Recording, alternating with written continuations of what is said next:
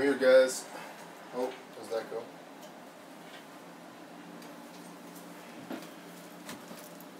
Just change shirts.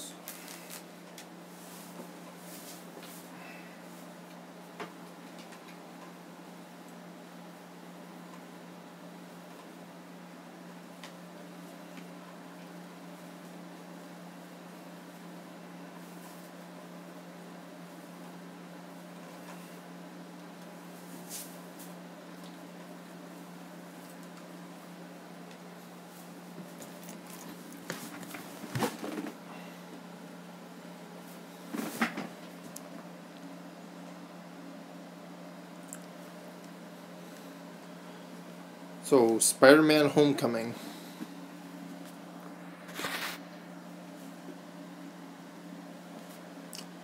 My first thoughts, I guess I could introduce if I got into Spider-Man, but I just want to start off with what I always think about ever since I watched the movie, I always thought about Michael Keaton in the movie.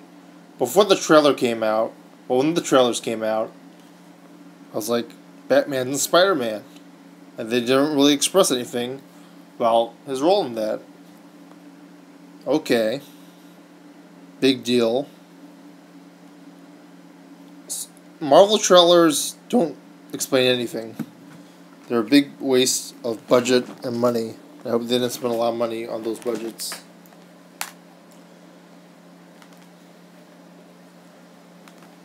I would say the trailer probably turned me off from the film more than it turned me on, considering that I was an Amazing Spider-Man fan, and it just didn't really impress me, and it looked like it was going to be better than that. What do I think? Let me get to it later.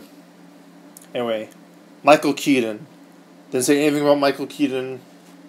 Didn't say he was the Vulture, although I was assuming he was the Vulture, since it was leaked that the Vulture was going to be the villain of the film. The Vulture was originally Sam Raimi's idea for his fourth Spider-Man film, with Black Cat. I don't remember if Venom was still going to be in it, but I don't think so, because he didn't really like... I don't know if he hated just Venom, the idea of Venom, but I don't think he wanted Venom in that film. And then the producers forced it on him, and then he got very upset about it. So, Michael Keaton and Spider-Man. Friggin' excellent. I'm not a big Michael Keaton fan. A lot of Michael Keaton films that people are fans of, I think, don't really impress me for the most part. Batman. People think he was a great Batman. I think it was more because of Tim Burton and the producers controlling Tim Burton and that atmosphere and the set design and all the production design for that film. 80s, 90s. Hey PvP boy, no link. This is just me telling about the film. If you want to learn, if you don't want spoilers, I guess I have to get you away from the film because I can't really link you to the film.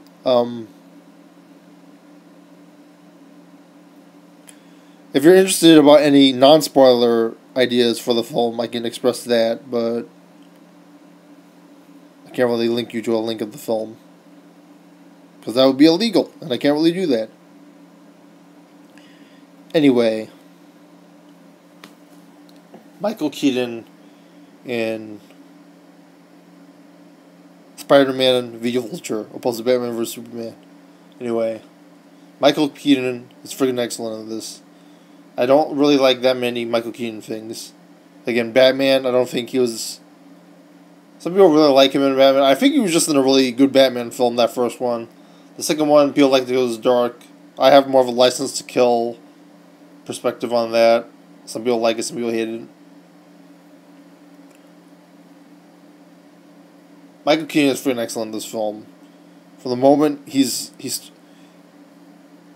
they could have started with Tom Holland, and I'm really wondering how that, because you could have ended it, because they're parallel arcs, if that started with Tom Holland, that could have been something too, and I wonder, would that have been better? If they had started with Tom Holland? But I really like what they did, starting with Michael Keaton. He was really good in that. I really liked him as starting character of the film. That took a risk because it's called Spider-Man Homecoming, not Vulture Homecoming, and Michael Keaton starting the film was an excellent choice. So here's some spoilers. If you don't want to hear spoilers, which the 0 people in this chat shouldn't be wanting to hear, then they shouldn't hear it.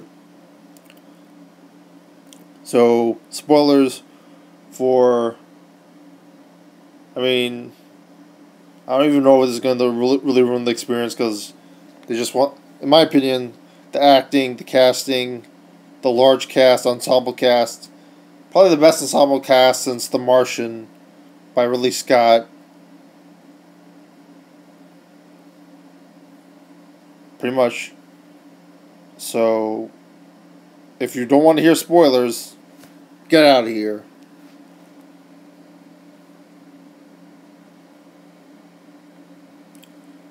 Anyway, spoilers. Michael Keaton is a weapon forager. He grabs weapons from, like, messed up places were destroyed during supervillain battles, and he takes the weapons from those places. I don't need to say the next point yet, but he's just so cool in that. He says this weapon belongs to this supervillain, and it makes it really believable. So cool. Like, Batman wanted to say, like, oh, Superman, this is Superman's Fortress of Solitude. So I never really got an idea if Michael Keaton could pull that off, but he pulled that off very good as the Vulture. Oh yeah, I didn't get through all my points about my history with Michael Keaton. Dream Team, I thought he was actually better in than Batman. What else?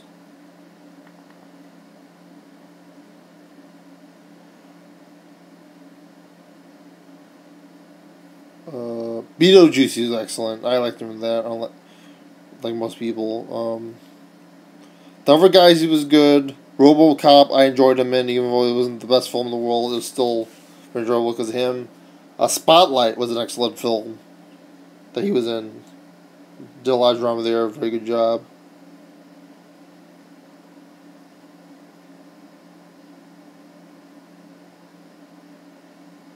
He was good in The Paper.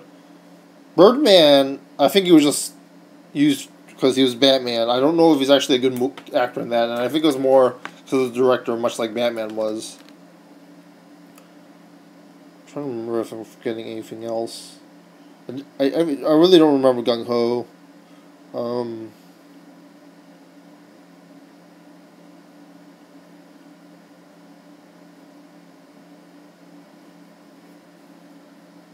He's really cool in this. Again, what I was saying before about Raimi's Spider-Man with the Vulture, you can tell they borrowed from some stuff, like Raimi's Dr. Octopus, like Burton's The Penguin, and even a little bit of his scene with Catwoman in Return shows up, which I'll get into later. Michael Keaton's Vulture is smart, power-hungry, he's funny. He's very enjoyable to watch, just like everyone else in the film, and I think maybe that's why they start with that. Like, he was one of the more veteran actors in the film, and he was someone new to the franchise, to the Marvel Cinematic Universe, not like Tony Stark. Then everyone would think, oh, this is cameos are us again, you know. Even though I'll get into why some of that didn't work in the end. Michael Keaton was a very good way to start, and I think that was the reason. If not, then please correct me, directors or whatever. His bit of the gravity gun was great. How he has the fur coat like the Penguin was very good, even though it's pretty much what the Vulture wears, but it really works in Batman, Michael Keaton. Or the Vulture, whatever his name is. He has this thing about family, which I found was interesting, which I should get into now, but I'll probably get into later.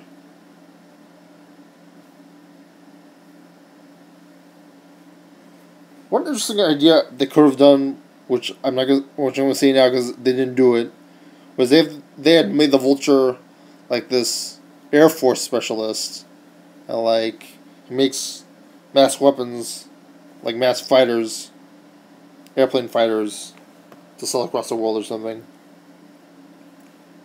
He talks about selling weapons, building roads, fighting wars.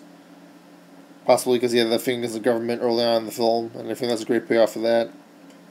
That scene he has with Tom Holland in the car, really creepy, really cool. Because it's like in enclosed space, so you feel very worried about Tom Holland's safety, especially since he's younger, he's shorter. Tom Holland. I have to get into that later. I'll write that down.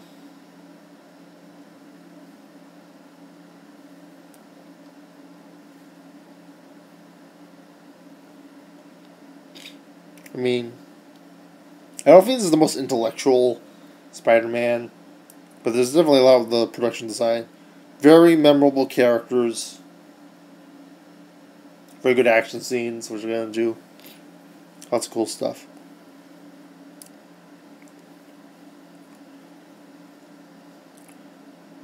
Another thing that was cool about the film was the use of cars.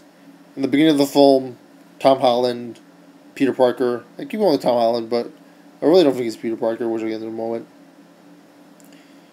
He's in the car with Tony Stark. He's in the car with the Vulture. He's in the car with Aunt May. There's a lot of good uses of the car.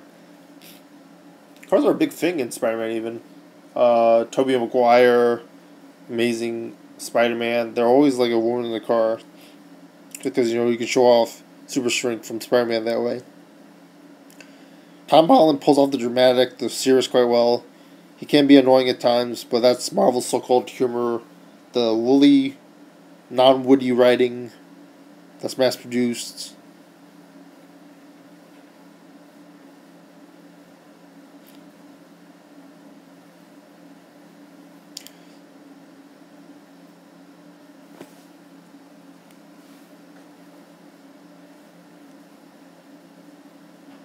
Every character is memorable, and it's not over the top.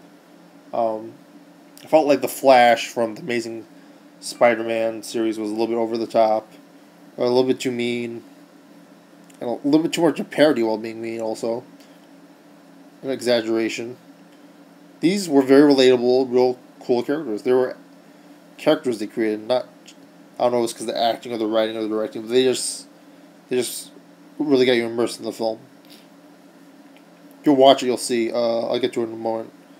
Donald Glover, Zendaya, Peter Parker's Asian friend, Shocker 1, Shocker 2, Happy Hogan, the government lady, Indian bully who taunts Spider-Man about being him. Even though it's sort of, that was sort of like the Flash Thompson actually, but you know what? That was pretty cool actually. You gave him a good role where he's memorable, where you take a risk by putting him in a situation where it's negative, but not do it in a stereotypical way.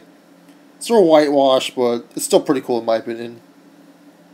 That character's going to be memorable, and he did a great job acting. Hopefully get another part. Vocabulary, TED Talks, what kind of classes they want to take. Very brief. I thought there was going to be a lot more of that. They could have, maybe they thought it was boring. Maybe they thought it was too superhero-ish.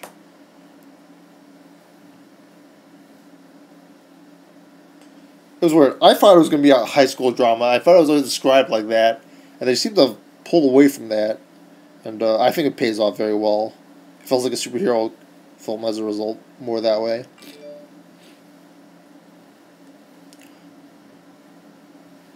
There's visuals for the phone apps, like the House of Cards, iPhone messages. There's, let's see, there's... the Asian friends have been annoying, but he does the technical stuff well. They're all in like these competitions, and what's really cool about the film is that they establish Peter Parker being in school very well while doing it very briefly. He's missing all these extracurriculars. He's not helping in competitions. He's a missing band. He quit band 6 months ago, according to Tony Stark. So, a bit of a spoiler there, but, like, you'll probably forget it.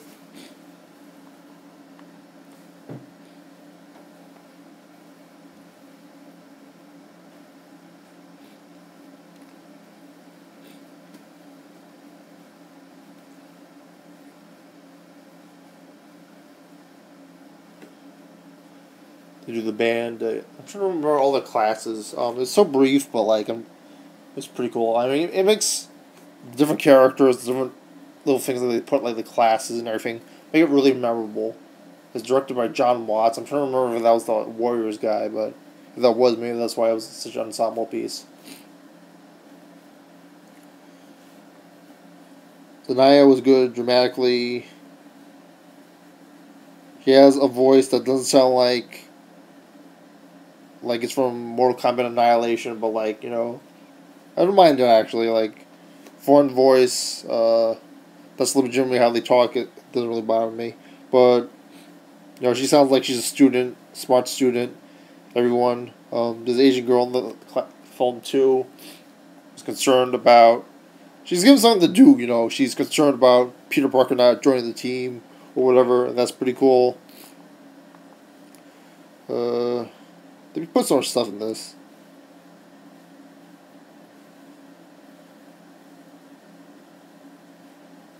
The Asian friend they have. One cool scene is when they cut between the Asian friend, Happy Hogan, and Peter Parker, who's driving, which is pretty cool. The driving scene changes stuff up from having him web sling. They don't have that much web slinging in it, which I'll get into in a moment.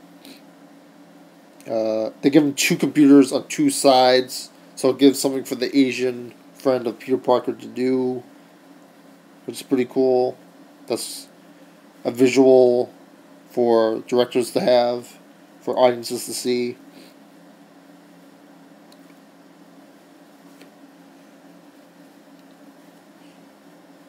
I mean, I'm trying to figure out if the Asian friend will be a typical teenager or if he's just annoying to be annoying.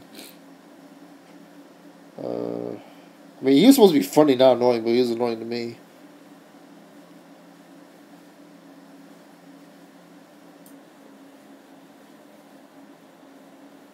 Driving scene. What was I saying about the driving scene? Which sides. Yeah. So the driving scene happens to change stuff up, which is pretty cool. They can't use that in another film now because they were having to drive a car unless they make them do like a Spider-Man mech. They don't have a lot of web slinging. They don't have a lot of action. I do miss it from the Sam Raimi films, which I never really thought about. Those special effects were really good by Raimi. Raimi was always good for special effects. But, I mean, especially, I rewatched a bunch of the old Spider-Man films to prepare for this review. And those effects are really good. I forgot to I can just diverge a little bit here and talk about my background with Spider-Man. Love the 60s cartoons.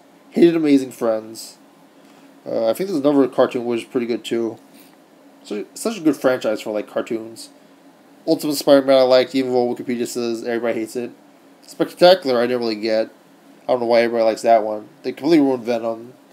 Not that Venom's ever done right. Much like Bane or whatever, but still. Characters were really memorable, not a lot of drama. 90s Spider-Man, really good. The 90s Spider-Man pretty much ruined the Raimi Spider-Man for me. Like Spider-Man 2. I recently finally watched Spider-Man 3, which I'll get into in a bit, but Spider-Man 3, very enjoyable to watch. I think I must have dozed off because I missed the scene where he's dancing, but like, yeah, you can pretty much tell that he didn't want to do Venom, but he wasn't really obnoxious about it. It was a really good. The first hour was absolutely excellent. Although I even debate, like, even he didn't even want to do the Sandman, possibly. That might have been a producer thing, too. I think he just wanted to close off the new Goblin thing with Peter Parker, and that's done very well. The humor is very Sam Raimi-ish, which I don't like, but other people I think would enjoy.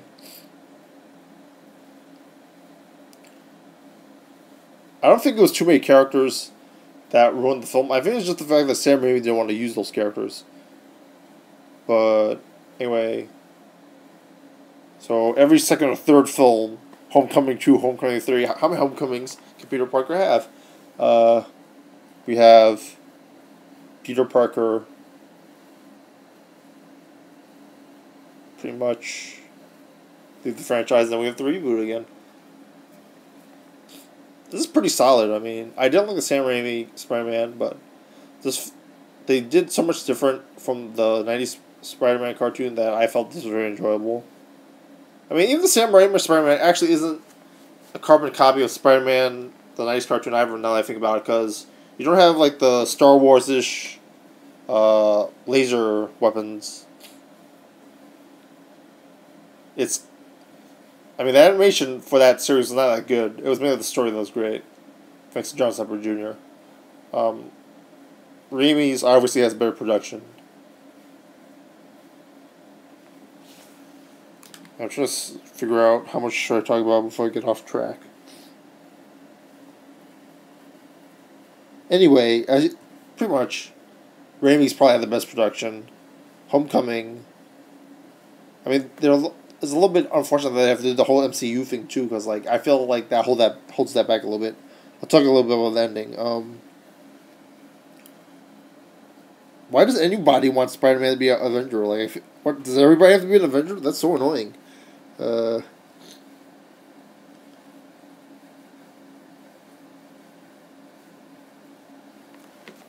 Guardians of the Galaxy aren't Avengers. A whole bunch of the characters in Avengers Infinity War haven't been Avengers yet, which I thank goodness hasn't happened. Winter Soldier is an Avenger can be interesting.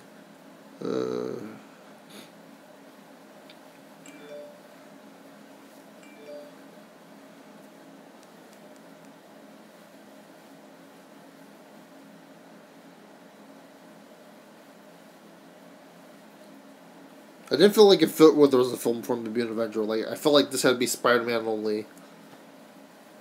And I felt like they could have cut the whole ending off and then edited it to the end where he does the I Am Iron Man thing, and that would have been fine.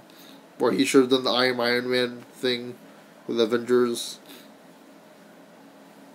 This doesn't feel the worst of the film. Happy Hogan says he's a good kid for some odd reason. I felt like it gave Happy Hogan something to do, which I felt was good. Like, being more of a character with talking to Spider-Man all the time. Jon Favreau, really cool guy. I don't get why he had the Let's Drink Pop finale. I felt like it was a really forced soundtrack. People thought Suicide Squad had a really forced soundtrack. This is a film about teenagers, and that felt like really forced.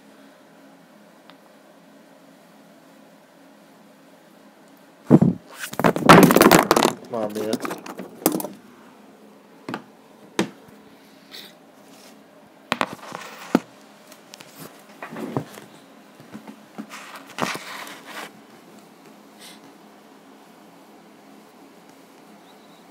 I forgot how much battery is left on this iPad.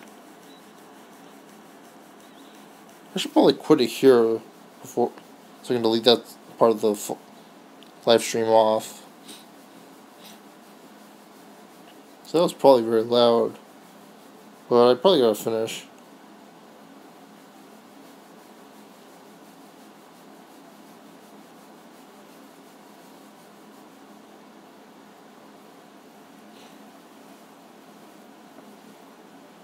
Now I'm going to end it here and then finish the rest later. If I can finish it.